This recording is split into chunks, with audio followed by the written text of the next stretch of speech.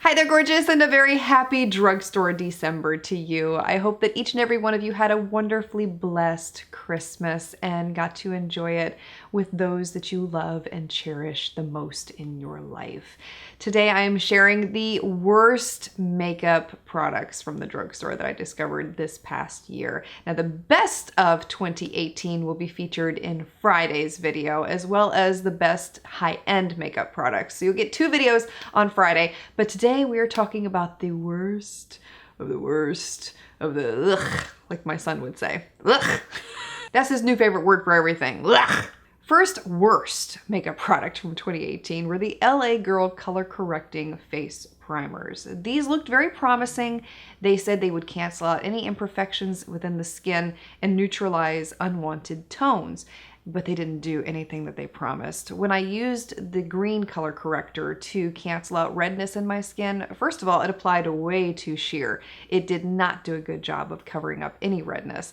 And after wearing it all day too, the redness began to peek through my foundation. So it didn't even help conceal it all day, which is not a good quality to have in a color correcting primer. So I would say save your money on these. Do not buy them. There are much better color correcting primers out there. And I would recommend looking to the Graftobian line, which is one of my most favorite line for color correctors for the face. Second worst makeup product from 2018 was the Hard Candy Glamouflage Concealer. This one was absolutely awful. Not only was the formula way too thick for my personal liking, but even if you apply a very small amount underneath the eyes, it still cracked and fell apart way too quickly. I would say after the first 3 hours, if I remember correctly, my under eye area looked terrible. And at the end of 8 hours, it looked even worse. So I would say skip this one entirely. There are much better drugstore concealers out there, and I would recommend looking to the Maybelline Fit Me line,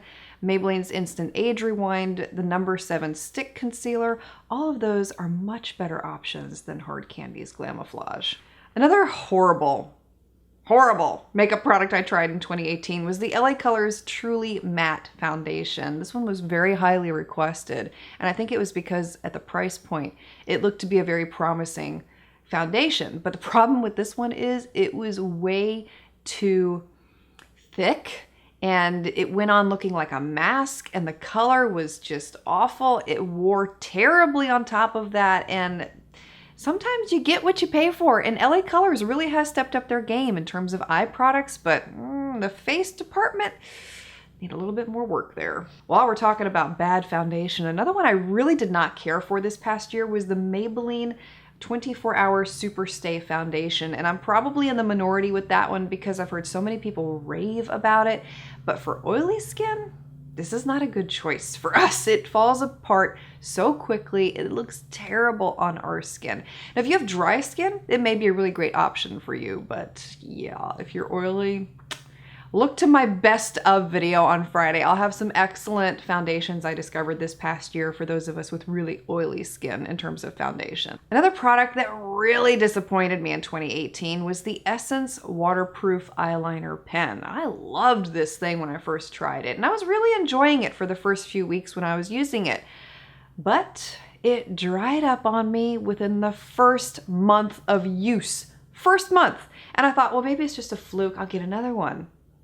That one dried up on me in 3 weeks. I understand this is a really great price point, but come on, I should be able to get more than 3 weeks from an eyeliner pen. So I would say save your money on that one and try something like the NYX Epic Ink Liner or Hard Candy's So Gorgeous Felt Tip Liner. I think that's what it's called. Those are excellent options that will not dry out on you within the first month of use. Another really awful makeup product from 2018 was the Makeup Revolution Golden Bar Eyeshadow Palette. Now, this one was so bad that I washed the look off that I was creating with it and refused to use it for the remainder of the video. And I know a lot of people didn't really like that. Sorry about that. But it was terrible. I could not wear that one all day. I didn't like it. The pigmentation was terrible with it. The colors bled together.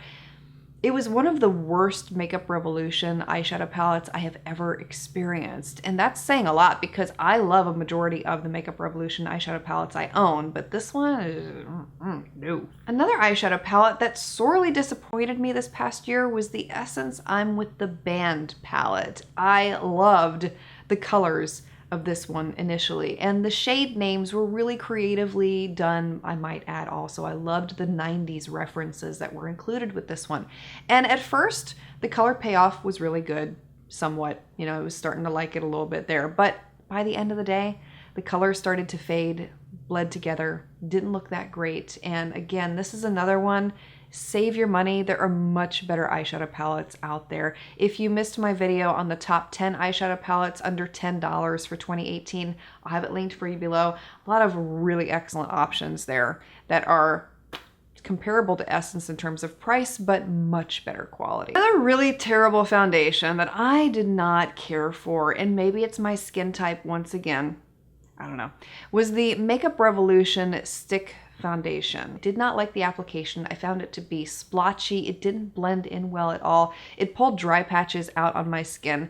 And by the end of the day, the wear test looked really terrible with this one too. And I know it was hard to get it to communicate on camera how bad this looked on my face, but yeah, this is a no-go for me.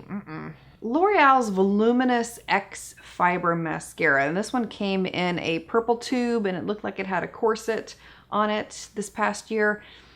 Didn't care for this one either. I found the fibers to not really be there on application. It was very hard to get them onto my eyes from the mascara wand. And what I was able to get on my eyes, by the end of the day, they were starting to fall all over my face. So this was another product that really disappointed me. Last beauty product is one that I used recently and it was so bad. Oh, so bad. I put it on this list. And that is Rimmel's Makeup Remover. I'm not sure how new or how old this stuff is, but I tried it very recently. It says that it takes off waterproof mascara and eyeliner and all that jazz, but I'm here to tell you it does not take makeup off of your face. It actually made my eyes sting and burn both times that I used it. The first time I thought it was just a fluke. Second time, yeah, I was like, this is the product. This is a bad product. Found myself going back to my Paula's Choice makeup remover, which takes off makeup like that. But the Rimmel makeup removing liquid, yeah, doesn't work.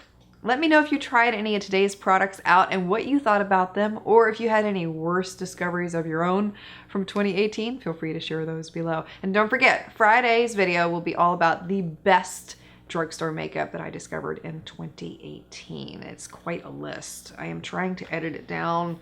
Right now there are 17 products on here, which is a big video. So yeah, I don't know if there's going to be 17 by Friday. We'll see. I might record the whole thing and then chop it as I go. I don't know. But anyway, thank you so much for taking the time to watch. I hope you have a relaxing week and you're not doing too much. And I look forward to seeing you again tomorrow.